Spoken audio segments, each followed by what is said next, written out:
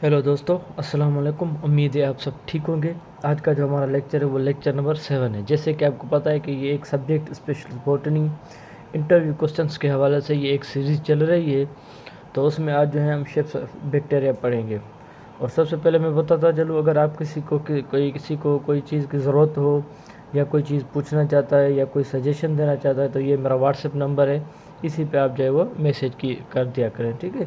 तो आज हम पढ़ेंगे शेप्स ऑफ बैक्टीरिया में। देखें शेप्स ऑफ बैक्टीरिया में, देखें सबसे पहले बैक्टीरिया की जो मोस्टली फेमस जो शेप्स हैं वो 4 ही हैं, ठीक है। जिसमें कोक्साई, इसको अगर सिंगुलर देखें तो क्या होता है, कोकस होता है, सिंगुलर कोकस होता है, ठीक है, कोक्साई। और ये कोकोस से लिया गया है, जिसका मकसद बेरी या राउंडेड बेरी शेप या राउंडेड शेप होते हैं, ठीक है।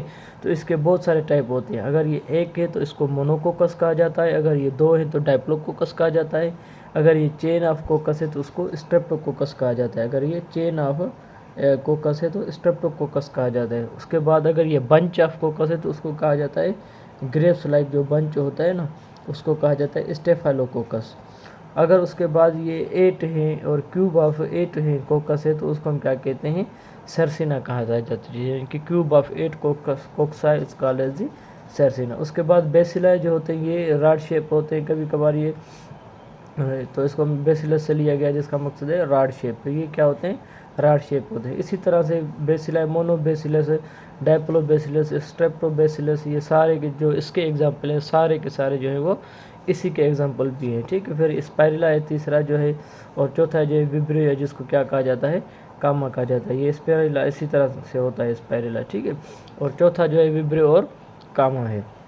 उसके बाद हमारे पास क्या है, डाइवर्सिटी ऑफ बैक्टीरिया। एक और चीज़ मैं आपको बताता चलूँ, बैक्टीरिया इतना तो सिंपलेस्ट है और उसके अंदर इतनी तो सिंपल टाइप ऑफ रिप्रोडक्शन है, तो उसी की वजह से हम इसको जो स्पेशली किसी इस रिप्रोडक्शन या ऐसी करेक्टरिस्टिक्स के बुनियाद पे यानी कि जो डिवाइड नहीं कर सकते, तो उसकी सिंपलिसिटी की वजह से हम उसको shapes on the basis of shapes, on the basis of number of flagella, on the basis of nutrition, on the basis of respiration क्या क्या है हमने डिवाइड किया है। इसका रीज़न यही है जिसकी वजह से हमने इसको डिवाइड किया हुआ है, ठीक है। उसके बाद डाइवर्सिटी ऑफ बैक्टीरिया। अब जो वेराइटी ऑफ बैक्टीरिया है वो ऑन द बेसिस ऑफ क्या है, फ्लैजिला। सबसे पहले हम पढ़ेंगे atrichous. Atrichous means without trichous means flagella, मतलब ये वो होता है जिसके पास फ्लैजिला होता ही नहीं। जैसे ये देखिए हमारे पास किसी किस्म का इसके पास फ्लैजिला नहीं होता। उसके बाद हमारे पास है मोनोट्राइकस।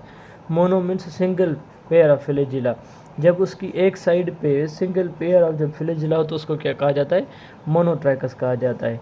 लोफोट्राइकस, लोफो कहा जाता है बंच को, जब वे tuft of flagella present at one end, जब एक एंड पे कोई बंच ऑफ फ्लैजिला जब मौजूद हो तो उसको क्या कहा जाता है, लोफोट्राइकस कहा जाता है। और एम्फी लफ्ज़ का मकसद होता है ड्यूल।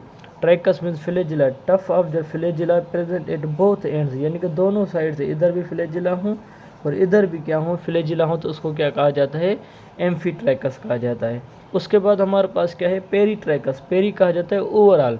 पेरीट्राइकस वो होता है जब सारी बॉडी पे क्या हो, फ्लैजिला क्या मौजूद हो, तो उसको क्या कहा जाता है, पेरीट्राइकस। और फ्लैजिला क्या करता है, हेल्प इन मोटिलिटी, यानी कि मोटिलिटी में एक जगह से दूसरी जगह तक डायरेक्शन चेंज करने के लिए, घूमने के लिए कौन कौन हेल्प करता है, ये जो है वो फ्लैजिला काम करता है, ठीक है। उसके बाद हमारे पास है न्यूट्रिशन एंड बैक्टीरिया।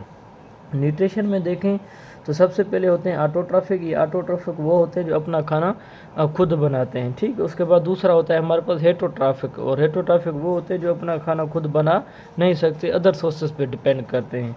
तो आ जाए ऑटोट्रॉफिक पे। ऑटोट्रॉफिक के भी 2 टाइप होते हैं। एक होते हैं फोटोसिंथेटिक, मतलब ये वो बैक्टीरिया होते हैं जो जिनका जो सोर्स ऑफ जो एनर्जी होता है वो क्या होता है, सनलाइट होता है। सनलाइट को एब्जॉर्ब करते हैं और यानी कि हाइड्रोजन सल्फाइड लेते हैं, सल्फ़र को जो है एज ऑक्सीजन तो लाइब्रेट करते हैं और हाइड्रोजन को क्या करते हैं, इस्तेमाल करते हैं, मतलब खाना बनाते हैं। इनका सोर्स ऑफ फूड जो होता है वो लाइट ही होती है। दूसरा होता है कीमोसिंथेटिक, मतलब ये भी बैक्टीरिया ही होते हैं, क्या करते हैं, अपना खाना बनाने के लिए जो एनर्जी उनको चाहिए होती है, कुछ केमिकल्स को क्या करते हैं, वो ऑक्सीडाइज करते हैं, और ऑक्सीडाइज करने के बावजूद जो उनको एनर्जी रिलीज़ होती है तो वहाँ से क्या करते हैं, ये खाना बनाते हैं। जैसे nitro bacteria, sulphur bacteria, hydrogen bacteria, ठीक है, अमोनिया वाले सारे जो कि ये इसमें आ जाते हैं। उसके बाद हम पढ़ रहे थे जी कि भाई जो है कि भाई हेटरोट्रॉफिक, तो हेटरोट्रॉफिक के फिर 3 टाइप हैं। सबसे पहले आ जाए saprotrophic. Sapro means dead, trophic means nourishment. ये वो होते हैं जो क्या करते हैं, डेड ऑर्गेनिज्म पे क्या करते हैं, ऑब्टेन फूड फ्रॉम डेड, यानी कि मरी हुई चीज़ों से क्या करते हैं, अपना खाना ऑब्जर्व करते हैं, ठीक है। और इसकी वजह से इसको कहा जाता है स्कैवेंजर ऑफ अर्थ, यानी कि ये ज़मीन के मुर्दा खोर हैं, ठीक है ना।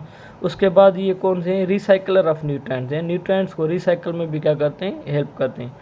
और दूसरा क्या होता है, क्लीन द अर्थ, यानी कि ये अर्थ को साफ़ करने में भी हेल्प करते हैं। तो ये क्या है, सेप्रोट्रॉफिक, मतलब डेट पे जो डिपेंड करते हैं। दूसरा सिम्बायोटिक, यानी कि ये रिलेशनशिप में रहते हैं, ठीक है। जैसे राइजोबियम, रेडिकुला और लिग्यूम्स का आपस में क्या है, वो रिलेशनशिप है। तो ये इसी तरह से क्या होते हैं, रिलेशनशिप में रहते हैं, ठीक है। उसके बाद हमारे पास क्या है, वो पैरासाइटिक।